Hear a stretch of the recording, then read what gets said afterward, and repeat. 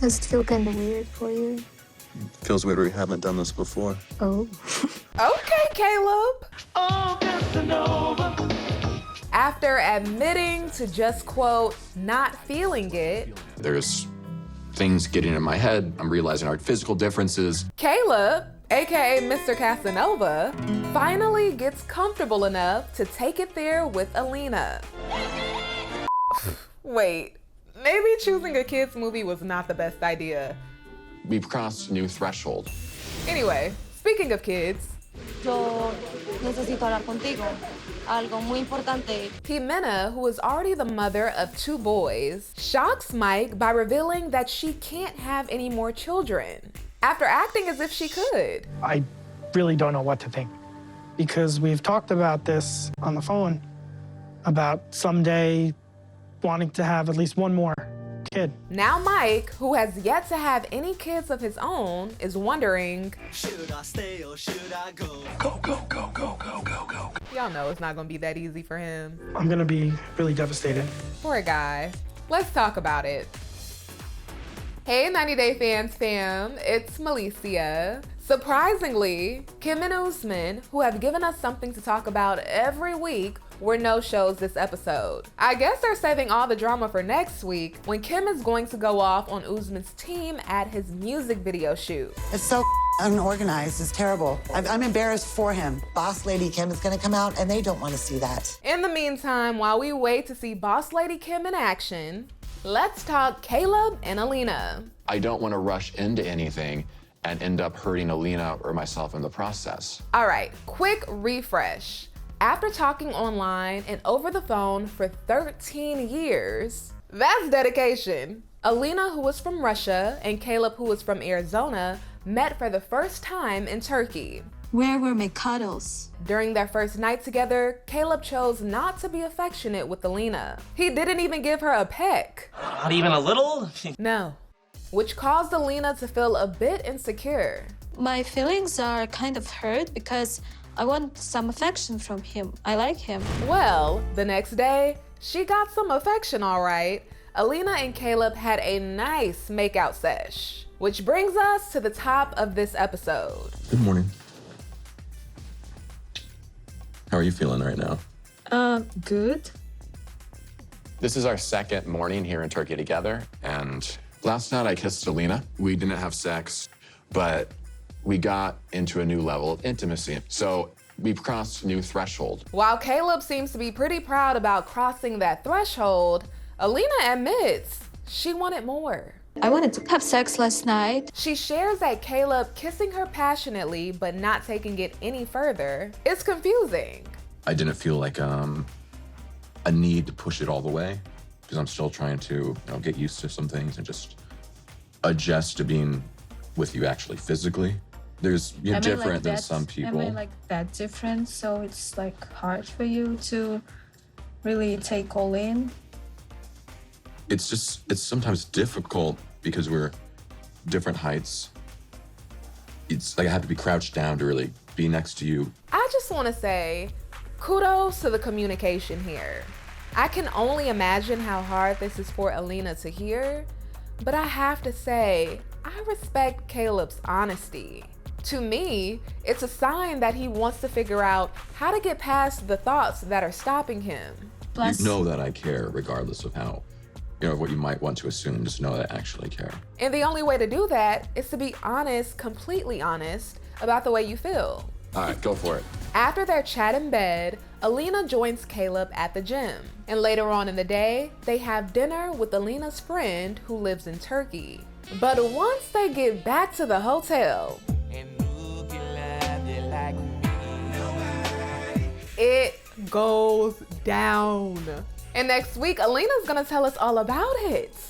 Well, she's not gonna tell us. She's telling her friend Elijah, but same thing. So girl now, spill the tea.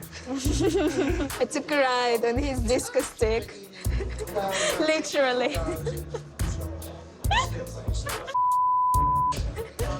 Yes, girl. She said a ride on his disco stick. Wow. Let's have some fun. This beat is sick. I wanna take a ride on your disco stick. All right, moving on to Ximena not being honest about being able to give Mike kids. My name is Mike. I'm from Thiels, New York, and I'm 34 years old. Now, before we start feeling bad for this sweet, innocent face, let me give you some background information about these two. And I'm warning you now, it might blow your mind. And if it doesn't, shout out to you for living life on the edge. Michael, keep an eye on those pancakes, because they'll burn on one side. All right, when it comes to Mike, he lives at home with his dad and grandfather, who he helps take care of. Barb, you ready for your hearing aids? I hear what I want to hear, believe me. I know that's right, Grandpa. Also, fun fact, Mike hasn't had a relationship in the last 20 years or so. And once again, he's 34, so since 14. In high school, I had a somewhat of a serious relationship. It was for about a year. That pretty much sums it up. He met Ximena, who is 24 years old and lives in Colombia, online, and they've been talking for about a year. Now that we have Mike covered, let's get into Ximena. Tómate el juguito. Soy mamá soltera, entonces lo más importante para mí en mi vida son mis hijos. Before Mike arrives in Colombia to meet her in person for the first time, Ximena opens up about the fathers of her two boys, Juan, who is 9, and Harold, who is 3. Con el papá de Juan David solamente fue una noche. She explains that Juan's dad was just a one-night stand, and her youngest, Harold, his dad is in prison. Quiso defender un tío y actuó de forma de que no pensó nada. Based off what she said, I'm assuming he's locked up for murder. And this is where things get real interesting. Ximena goes on to tell the story about how she got pregnant with Harold, being that his dad is behind bars. And if you don't speak Spanish, please read the subtitles because this is deep and I want her to tell it. Lo conocí por Facebook y hablamos como 4 o 5 meses. Me dijo, me va a ir a venir a visitar y yo le dije, sí, yo voy a ir a visitarlo. Yo lo amé mucho. Y'all caught that? She said she loves him, then she had to clean it up. Lo amé mucho. Y entonces fui a la cárcel, lo visité. Se me metió en la cabeza que yo quería tener un hijo. Ponía los pies hacia arriba para que el feto y quedara en embarazo. Y quedé en embarazo en la segunda visita a la cárcel. This wasn't one of those, you've been down with me for years and I just so happened to get locked up and we decide to have a baby. No, they met on Facebook while he was locked up and she decided to get pregnant by him. I don't know Ximena's life, so I'm trying not to judge. This is different. But I'll be honest, my first thought is how fair is that for the kid? She got pregnant with Harold knowing that his dad wouldn't physically be able to be there for him. I guess that's why she's so open to making things work with Mike, who plays Legos and puts his grandpa's hearing aids in. These are two totally different type of people, and not in the opposites attract kind of a way. A pesar de que está allá, él adora a Harold. Se comunican casi todos los días. Ximena says despite Harold's dad being incarcerated, he talks to him every day. But now, she's looking for someone who can support her, aka Mike. Ximena shares that she was making money as a nail technician, but because of the pandemic, it's been hard. So Mike, who works in IT, has really stepped up for her and bought her a number of things, including this couch, this dining room table, this fridge, this stove, and a blender and a coffee maker. Plus, he gives her money for food and rent. Well, damn. Pero Mike no es el hombre por el que yo me siento atraída exactamente porque pues a mí me gustan así grandote. Ximena says Mike isn't usually her type. But let's be real, a man who provides is a turn on. For some people, it can turn a 5 into an 8 real quick. Plus, Mike is sweet. Hola. So once he arrived in Colombia, the only other thing Ximena wanted to know is how he is in the bedroom. Con tal de que tenga con qué responder, pues todo bien. Which finally brings us to this episode.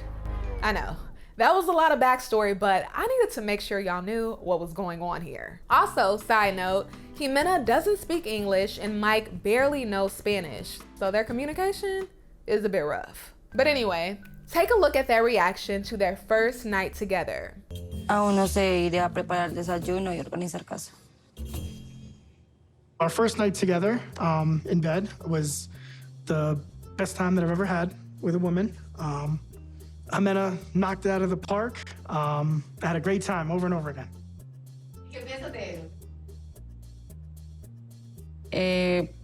Para mí normal. Nada del otro mundo, entonces. Pero creo que Mike, como que fue el momento de su vida. Oh, a part of me was hoping Mike would surprise us, but hey. Es muy bonita. They end up spending the rest of the day at this beautiful waterfall with Ximena's family. And Ximena says, although Mike wasn't great in bed, she felt the love, so she's happy. ¿Está muy feliz? Sí. Yo también. Gracias.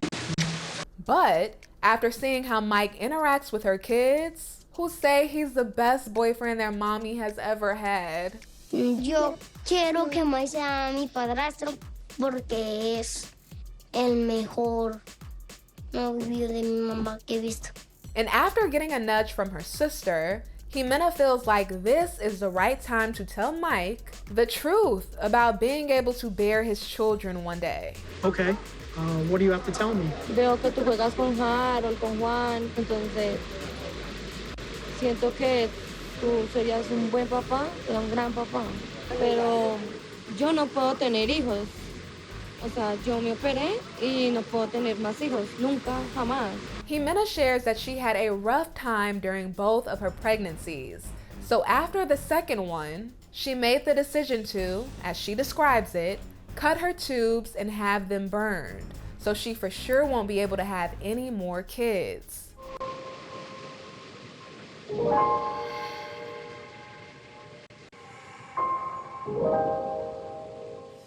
After Mike attempts to take it all in, he questions her about why she didn't tell him this before.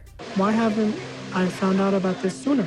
And according to Ximena, it's because she didn't want to lose him, which in my opinion means lose his support.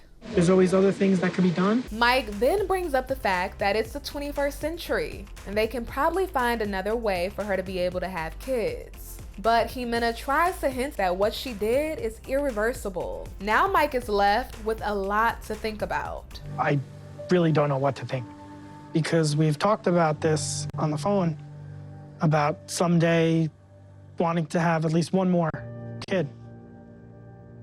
And she knows that it's always been a dream of mine. If Ximena and I can't have children of our own, I'm gonna be really devastated. So I really don't know where we're gonna go from here. I need you to run. Oh, if only he would. Sweet Michael, he's so sweet. And obviously Ximena is trying to make ends meet for her boys, but at the end of the day, it's about integrity and how you go about doing things. She didn't just hold back the information. It sounds like she basically lied. As if Mike's dreams didn't matter in comparison to what she wanted to receive from him. And next week, she has another confession, a scary one. Yo conviví con un sicario. I lived with a hitman. Sicario, sí. Bueno, me tenía encerrada. It's just one thing after another after another. Are you absolutely sure he's not gonna come back and hurt any of us? Dang, that's a lot. Yes, people deserve to be loved regardless of their past, but it's also important that you feel safe. Stay safe, Mike. All right, 90 Day Fans fam, we'll be digging more into this, so make sure you stick with ET because we are covering it all. I will see you next time.